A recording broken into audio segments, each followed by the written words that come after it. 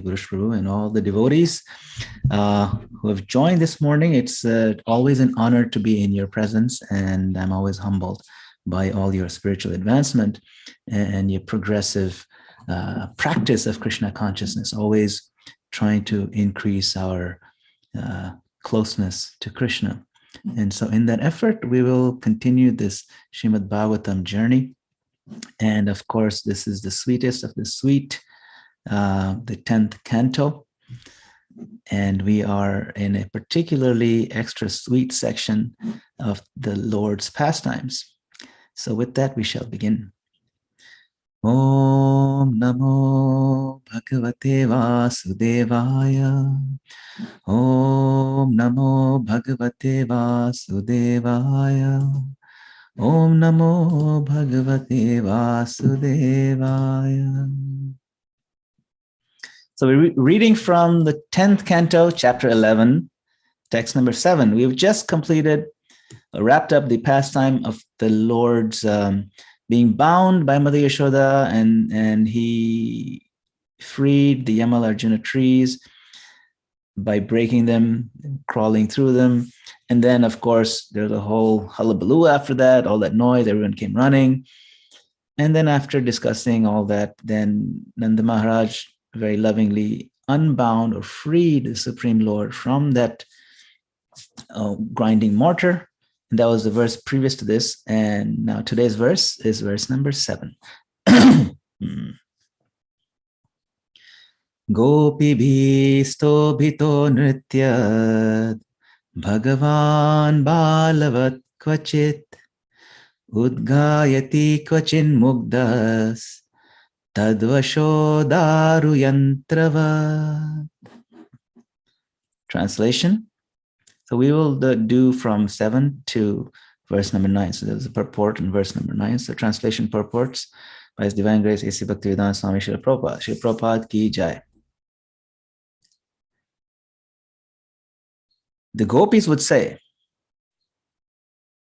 if you dance, my dear Krishna, then I shall give you half a sweetmeat.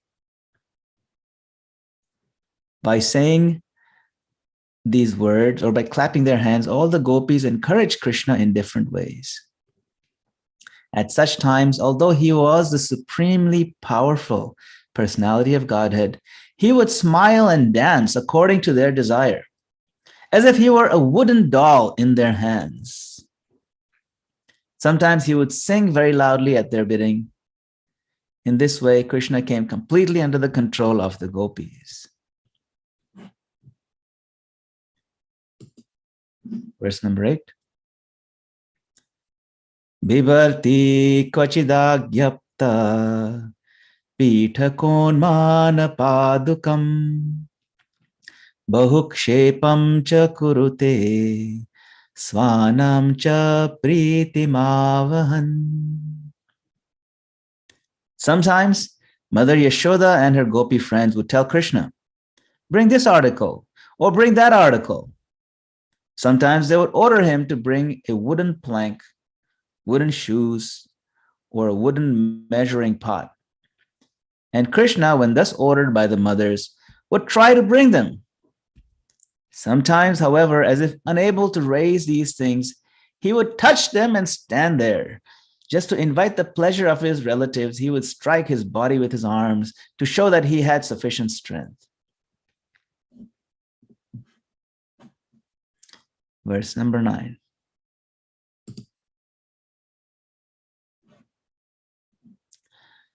Darshayam stadvidam loka atmano bhritya vashyatam vrajasyo vahavai harsham bhagavan balacheshtitai. To pure devotees throughout the world who could understand his activities, the Supreme Personality of Godhead, Krishna, exhibited how much he can be subdued by his devotees, his servants. In this way, he increased the pleasure of the Brajvasis by his childhood activities. Purport. That Krishna performed childhood activities to increase the pleasure of his devotees was another transcendental humor. he exhibited these activities not only to the inhabitants of Brajabhumi, but also to others who are captivated by his external potency and opulence.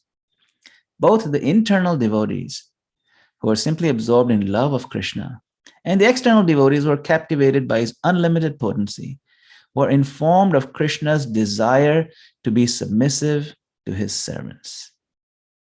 Purport ends here. Om Ajnana Timirandasya Jnananjana Shalakaya Chakshurun Militam Yena Tasmai Shri Gurave Namaha. Now from my humble obeisances unto the lotus feet of my spiritual master, who has opened my darkened eyes and filled my heart with transcendental knowledge, I further offer my obeisances to all of you assembled Vaishnavas and seek your kind blessings and permission that we may recite Srimad Bhagavatam. So, on verse number 7,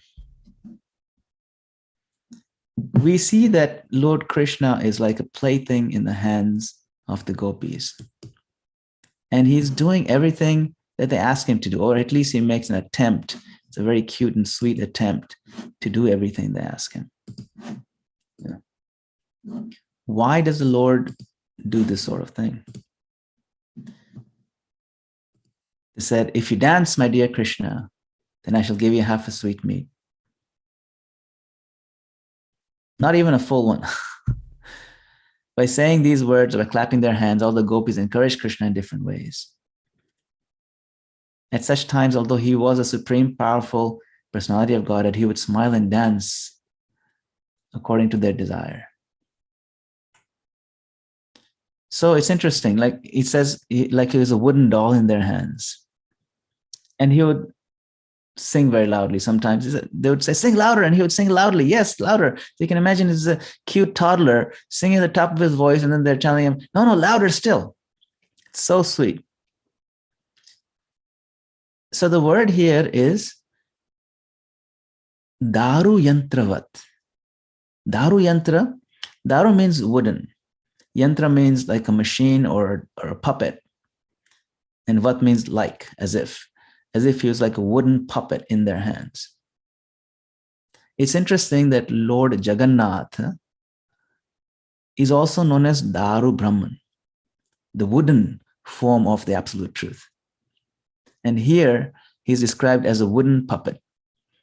So when the Lord appears in that wooden form, he allows himself to be handled by his devotees. And he responds like that, completely in their control. So Srila Prabhupada explains, and he's quoted this line many, many times from the Upanishads, Nityo Nityanam Chetanas Chetananam Eko Bahunam Yo Vidadhati Kaman, that in all of existence, there are many, many eternal beings, innumerable, plural, multiple nityas or eternals. Among all those eternals, there's one special eternal. Nityo Nityanam. That means among the eternals, there's one special eternal who's different from the others. Same thing, Chetanas Chetananam. And all those eternals, they're Chetana. They are sentient beings. They have life. They have experience. They perceive things. So does that special, the chief living being. So among the sentient beings, Krishna is that one special being. Among the eternals, he is that one special eternal. What makes him special? What makes him different? And the defining factor is that Eko, that one, Bahunam, all the others, Eko Bahunam Yo Vidadhati Kaman. That's all. What does that mean? That one special being who is the chief among all the beings, what makes him different and special? That he is the one who fulfills the desires of the others. That's all. Eko Bahunam Yo Vidadhati Kaman. That's all it's about. All of the existence, all of our life, all of the sentientness that we experience, that we always existing, that we are eternal, all that amounts to one specific function that the chief being offers to the others. And that is only one thing. Eko bahunam yo vidadhati kaman. That one fulfills all the varieties and flavors and combinations and permutations of everyone else's desires. It's all about desires. So here we see that Krishna is fulfilling the desires of the gopis. And the gopis' desire is to see what? The gopis' desire is to see Krishna doing cool things. And also to marvel at how they can fully control him. Now, the gopis, of course, are not, centrally aware of the Lord's supremacy. They're just overwhelmed by the Lord's sweetness. They don't allow the Lord's supremacy and his opulences and his strength to come in the way of the sweet interaction. So that's their desire, and Krishna fulfills that desire. See, in the next verse, we see that, we see Mother Yashoda is in the picture now. And Mother Yashoda, along with her gopi friends, she would tell Krishna, bring this. Sometimes they would know he can't lift it, but they just want to see his sweet attempt to lift it. Wooden shoes, wooden measuring pot, wooden plank. It's interesting, all these things are wooden. And even the previous one was about how Krishna himself is like a wooden doll, you see. And they would know that he can't lift some of these things. But they would enjoy seeing him go to that, say, wooden plank, and it's too heavy for him to lift. And Krishna, bring that wooden plank. And Krishna is still a little toddler, so he would walk up to the plank and he would make an attempt to lift it, but he would just touch it. And then he would lift up his arms and say, look how strong I am, as if he had even lifted it, So it's incredibly sweet. Of course, we all know that the same Krishna is going to lift the entire Govardhan hill eventually, at a very young age. But here he's pretending that he cannot lift the wooden plank. Maybe he cannot, because under the influence of Yogamaya, he actually gets into the mode and the mood that he cannot. And therefore, he actually cannot lift it. When Mother Yashoda was chasing Krishna with the stick in her hand, Krishna was running with terror in his eyes. Satankanetram, right? It says Satankanetram in the Damodara Ashtakam. That he has not just fear, he has terror in his eyes. Atanka means terror. And sa atanka means he's just terrified. Was that a fake emotion? No, he actually was terrified of Mother Yashoda's stick. She never hit him, ever. But still, she'd show it and he would freak out. It's not a fake emotion. Similarly, when he's trying to lift this wooden plank, when he's gotten into that rasa of being unable to lift it, he is actually unable to lift it. Sometimes people may ask, can God make a rock that he cannot lift? Yes, he makes all these planks and everything. He's made everything, but he cannot lift it. That's how great God is. And yet, when he's in the mood, he'll lift a whole mountain. It all depends when you catch him. So, yes, he cannot lift this wooden plank. But for the pleasure of his relatives, he would not be able to lift it. He would strike his body with arms to show that he had sufficient strength. So, nityo nityanam, chetanas chetananam, eko bahunam yo vidadhati kaman. Sometimes they would say, bring the wooden shoes. I mean, there's nothing more adorable than Krishna bringing these shoes. There's a very famous painting we see, right? That Krishna is actually lifting these wooden shoes and bringing it to his father. And you can see the emotion flowing in Mother Yashoda's eyes. See? That it just overwhelms. And that's Krishna doing what? He's doing his primary work. What is that? Eko bahunam yo vidadhati kaman. You see? Why is that? What is this kaman? Kaman means our desires.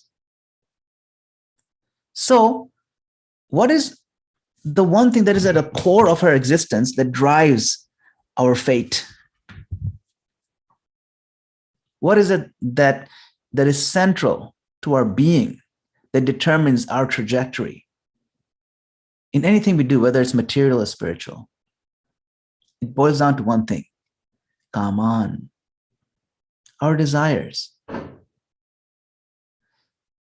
In fact, if we do an analytical study and we try to determine what belongs to me and what doesn't actually belong to me, we can look around and we see, okay, this house that I bought belongs to me. This computer belongs to me. This table belongs to me. This cell phone belongs to me. My children, they're mine. They belong to me. My family, they're mine. They belong to me. My body, obviously, belongs to me. The clothes on my back, they belong to me.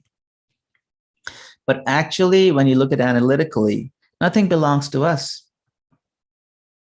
In due course of time, everything is gone. Sometimes it's gone right in front of us very quickly. We have a lot of money and all of a sudden we lose it. We have some friends, we lose them. We have nice long hair and then we lose that. It would never belong to me. And this physical body also, it belongs to material nature. It doesn't belong to me. Then what is it that belongs to me that I can claim is mine that nobody else can claim? There's only one thing and only one thing. It is our desires. Eko bahunam yo vidadhati kaman. Our desires determine our trajectory, our future. Because our desires impel us to act a certain way. So Krishna's main job as the one eternal being, who is the chief eternal being, is to fulfill the desires of the others. See, to try to make them happy, including those of us who have desires that are against our better judgment, against our better nature. But still, because we are insistent and we throw a tantrum, Krishna reluctantly fulfills them. You see.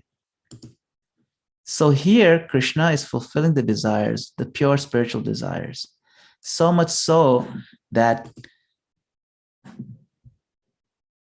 he is trying to make the point that he can even be subdued by his devotees.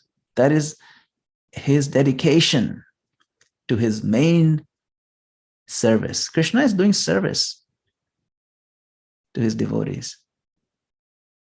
Krishna is serving his servants. I mean, literally, he's lifting the shoes on his head. And he increased the pleasure of everyone. See, so we all want to increase our pleasure. If you have a little bit of pleasure, we want more. If you have no pleasure right now, we want at least some pleasure. Pleasure is what drives us. It's our desire.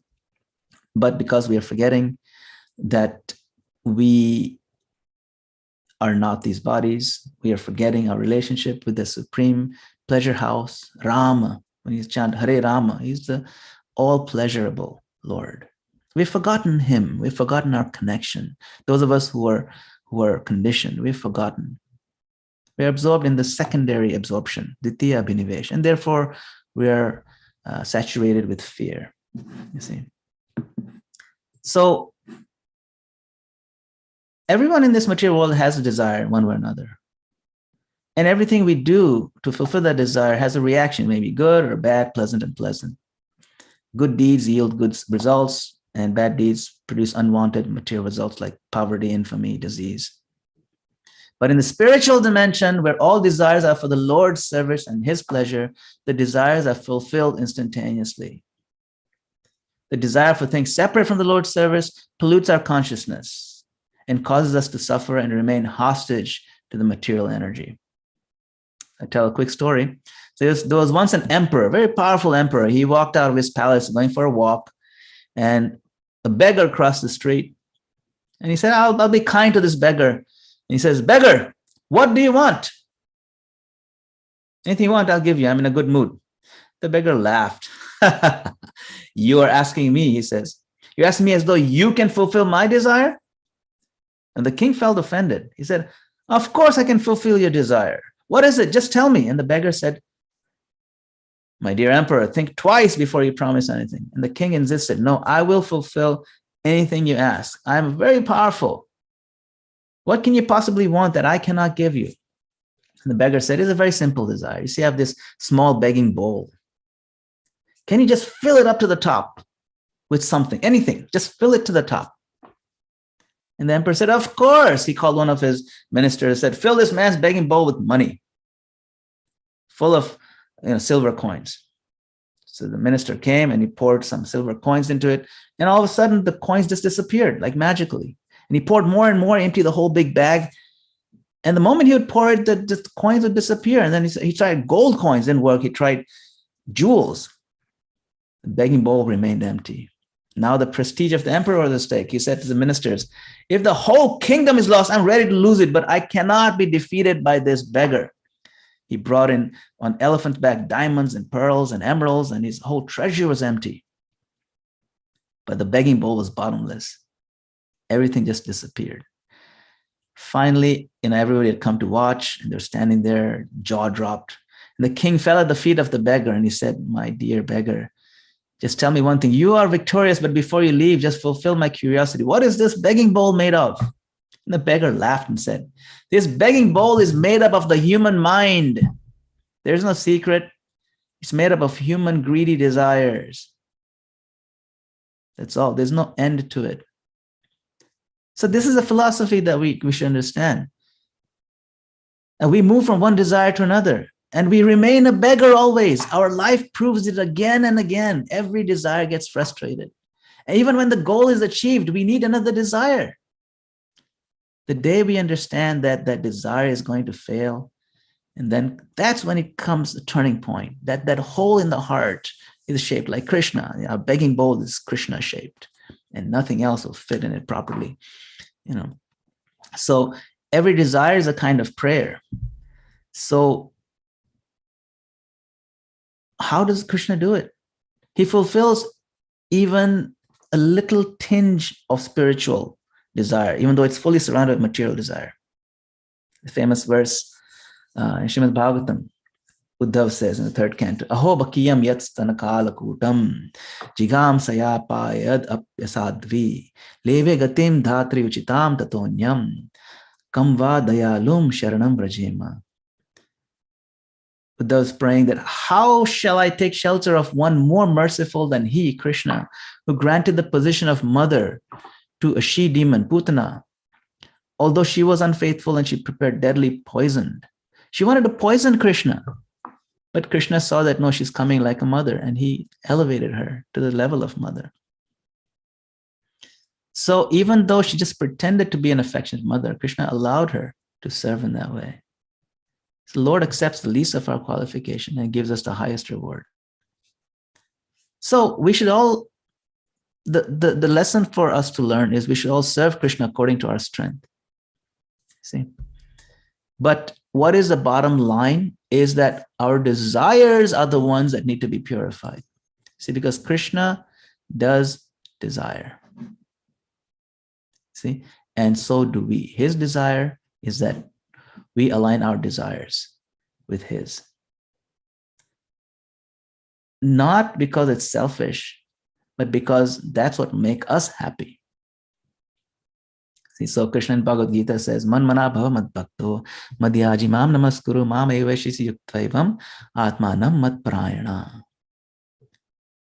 This is the list of desires that Krishna wants us to have in one verse.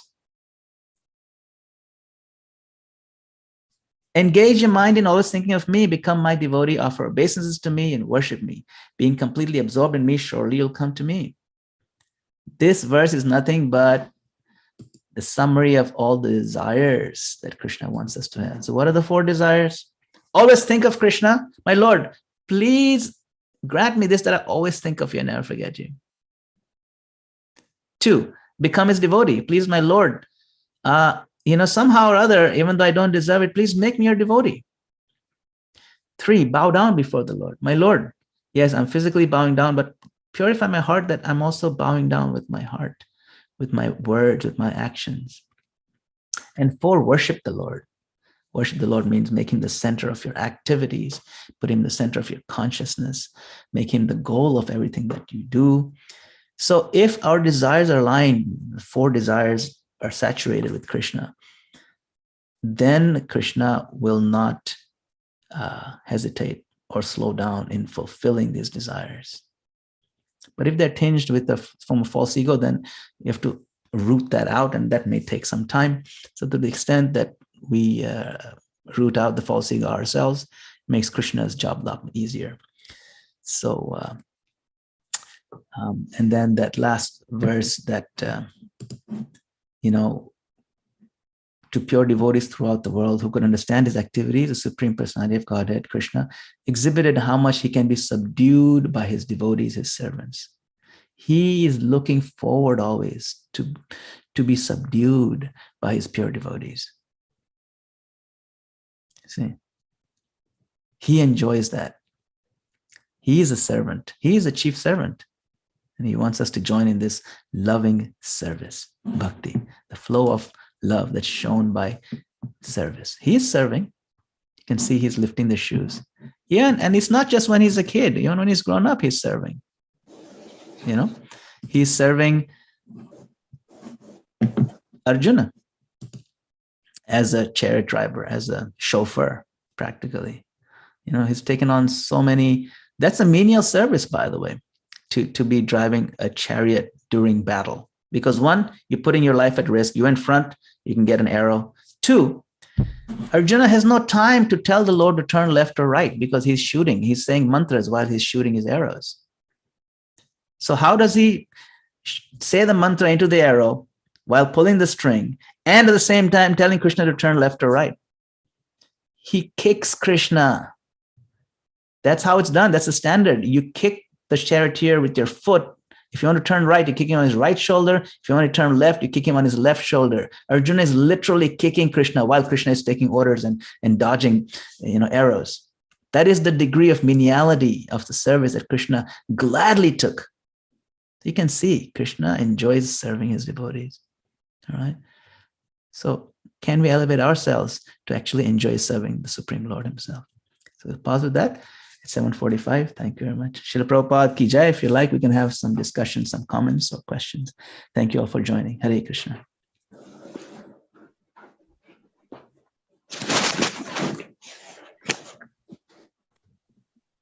Adi Purush Prabhu wants to say something. Hare Krishna. Thank you so much. It's a wonderful class. We so much delight in hearing from you. And you're saying that Krishna will grant our desire because he's granting everyone's desire, right? So when we say what a good devotee, what a genuine devotee you are, we think, Krishna, please grant my desire that we may serve you. Prabhu. I hope Krishna will grant that desire that we'll be assist you in your service. He's building this amazing temple. Fantastic. Because of your desire to please your spiritual master. And your spiritual master is empowering you to give such a wonderful class. Thank you so much. Oh, glory to Prabhupada. And please, Krishna, grant that desire that we may serve him. Hey. Thank you, Prabhu, for your kind words and always encouraging. Can I say something? You can turn it off. Mute.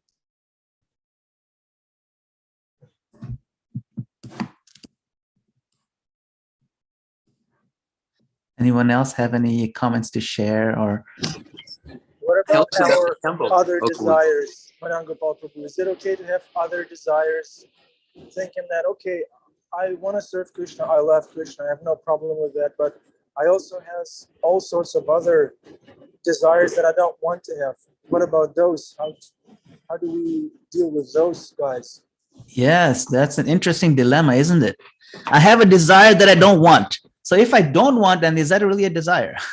Because don't want is the opposite of want, right? And want means what you desire. So it's an interesting dilemma because and you make a good point that our desires are at different levels of our being, you see. So deep in the chambers, the deepest chamber of our heart, and in our spiritual form, we only have spiritual desires. But because of the different layers that are piled on top, different layers of ego, different layers of self-deceit that we have built upon ourselves, these different desires exists at these levels. And when we have some level of visibility into them, we recognize that I have this desire, although it is not good for me. So that's, I think, what you're referring to. That there are desires that even theoretically recognize, and after having read so much, understood so much, they're not good for me, but they're still very strong, and they dominate our consciousness, you see. So the Bhagavatam is full of stories like this, very practical scenarios. Even Kardama Muni, who is such a great yogi, such a great devotee. I mean, he was the father of the Supreme Personality of Godhead, who came in the form of Kapil Dev, the son of Devahuti. But Kardama Muni, when he was given darshan by the Lord, and the Lord said, "What do you want?" Kardama Muni said, "My Lord, actually, I know this is not the best for me, but still, I have these material desires." So he recognized his material desires, and the Lord fulfilled them. But he recognized that those desires will be detrimental or will slow down his spiritual growth. But he recognized the importance of also fulfilling them, or at least he recognized that he just needed them fulfilled, that I need to get married, I need this and that, I need to have children, whatever he wanted, right? So the Lord is very, very kind, because who understands our dilemma more than the Lord? The Lord orchestrates and architects the world and the way our mind works and everything. But all that is to fulfill our desires, to enjoy separately from Him. So yes, we may have visibility into desires that we understand are not progressive for our spiritual growth. So we can take those to the Lord, and we can ask the Lord to do with them what He may for the best progress of us. And then we have to surrender to the Lord's desire, or to the Lord's approach to uproot that desire and to purify that desire. You see, in the second canto of Srimad Bhagavatam, there's a verse, Akama sarva kamo va moksha kama udaradhi tivrena bhakti yogena yajeta purusham param. That akama, even if one has no material desires, or sarva kama, or is full of all desires, or moksha kama, he just wants relief, he just wants liberation, just relief from this whole nonsense. Any one of these three categories, one who is intelligent, udaradhi, he or she must take up bhakti yoga with a degree of intensity that will move and purify those desires. Tivrena bhakti yogena. Tivra means intensity. So all we need to do then, recognizing our desires that we have, even though they may not be healthy or progressive, we have to, while keeping them in our radar, we have to engage in Tivrena Bhakti Yogena, a very intense form of Krishna conscious practice. Yajeta Purusham Param. We worship the Supreme Lord. Now, it cannot be a pastel approach, like half-hearted or very, namby-pamby approach. It has to be tivra. It has to be intense. You see, it has to be intense. Tivra. The word is given there, tivra. Srila Prabhupada set the example. Even when he was struggling and when he was in Vrindavan before coming to America, his practice was so intense that, later on, I think one of the other resident devotees in Vrindavan, when they were interviewed, they said, yes, I remember your Swamiji. And you could see the intensity in his practice. He would always wake up so early and take a bath in the cold water, and he would go to the temple and worship, and he would concentrate. You could see the intensity that he was going to accomplish something world-class at a global level. You could see it. But how did he do it? Intensity of purpose. So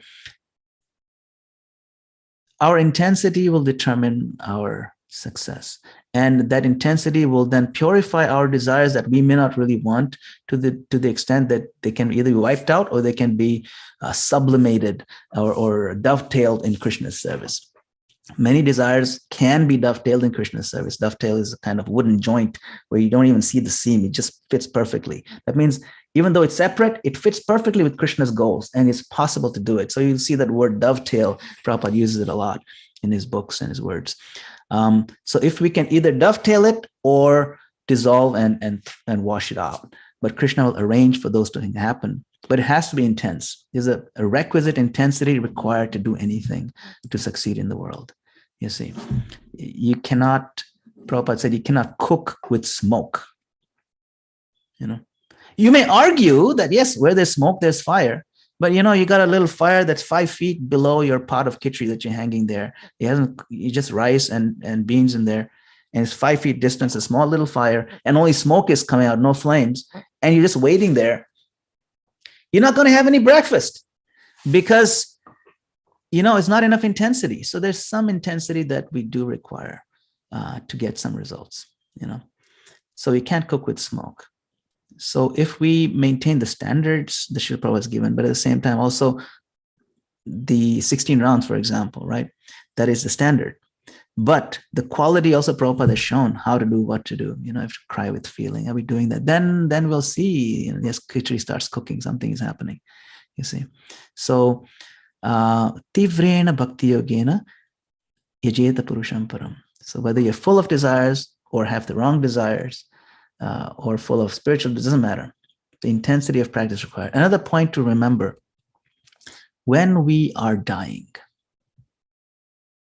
all across the globe, different cultures, a lot of people report this idea, this notion that my life was flashing before me as I died. What is this? It's there in the West, it's there in the East, it's everywhere. When people are about to die, they report it and then they die. Oh my God, I can see everything that happened in my life. How is it possible to compress 80 or 90 years of your life in the last 20 seconds? What is it that they're seeing? What images do they see? They are not going to see those images that are pastel, that are only half-hearted done, that did not create a deep impression in our consciousness because they were not intense enough. Only the most intense experiences are going to make it in that slideshow at the end. There's a slideshow. We are building that slideshow right now. It's a PowerPoint presentation that we are building right now. And the slides that are going to appear in that final slideshow are the ones that are most colorful, the most intense, the most deeply imprinted in our consciousness. So if we raise our spiritual practice to that level of intensity, that picture will make it to that slideshow. Otherwise, it won't. Therefore, tivrena bhakti yogena. So let's make a conscious attempt to intensify our practice to the level where that last 2 minutes of our life, we want to see Krishna, Radha Murlidhar on that slideshow, not someone else. Thank you for your question, Prabhu. And maybe I went on a little bit of a tangent there. Kartik put a question in the chat, Prabhu. Okay, let me take a look at the chat box. Thank you. Okay, maybe answers. Why would Krishna fulfill our desires even though they're not good for us or others around us? Yes. That's a very good question. And Krishna fulfills desires primarily because we are insistent enough for them. Just like why would a father allow the child to stick his finger in the fan? Some fathers do. Of course, that father would first unplug the fan. And when the fan is slowed down just enough, then he says, okay, put your finger now. So then the fan won't hurt the child's fingers too much, but it'll be giving enough of a whack to not want him to do it again. So the father did not fulfill the desire of putting the child's finger into the fan when it was full speed, but he did allow the child to stick it when it was, manageable. So Krishna fulfills our desires because one, that's what he does. At the same time, he does choose which ones to fulfill. He doesn't just fulfill everybody's every single desire. We see it. We see our desires. My Lord, I need $20 million tomorrow. That's not going to be fulfilled. A very small chance, very, very small chance that's going to be fulfilled, right? So he will not fulfill all of them, but he orchestrates the fulfillment based on a couple of criteria. One is that, does it ultimately benefit us? And he also orchestrates depending on who we are. Are we devotees of the Lord? Are we just not at all interested in becoming devotees of the Lord? If we are absolutely not interested in becoming devotees of the Lord, he does not even get involved. Then he just relegates us to the realm of the material nature, where you get through the cycle of purification. So then it's all about justice, a system of reward and justice, where you're under the rule of material nature superintendence. But when we show even some interest in turning to the Lord, but we also carrying all the baggage of our material desires, then the Lord uses a different approach. He personally gets involved, and he'll decide which ones to honor and which one to disregard.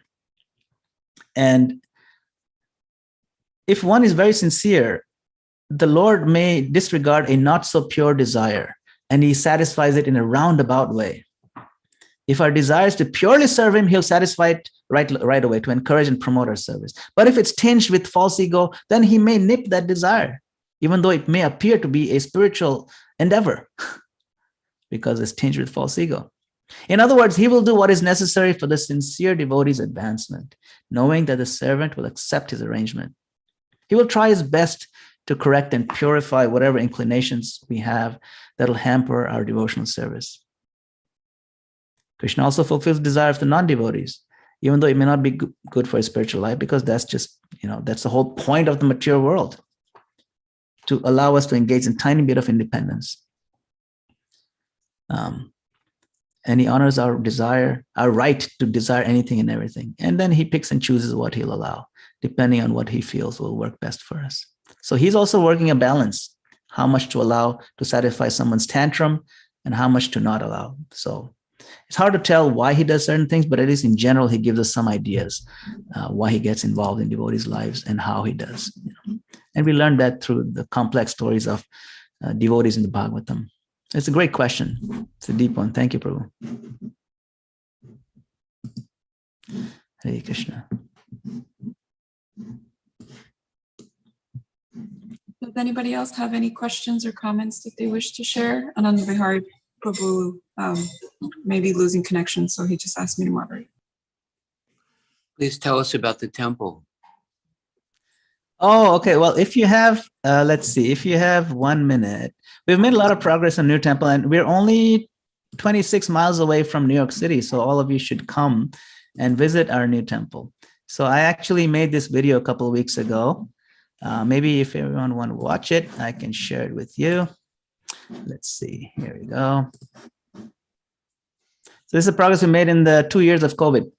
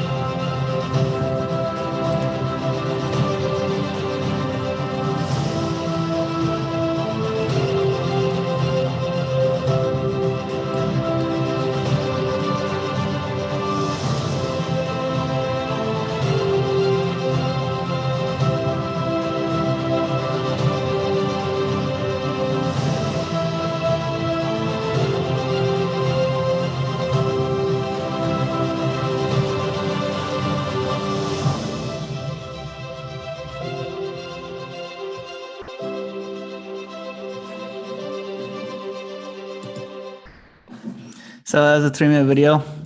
Just made that last week, a couple of weeks ago. But yeah, thank you for the question.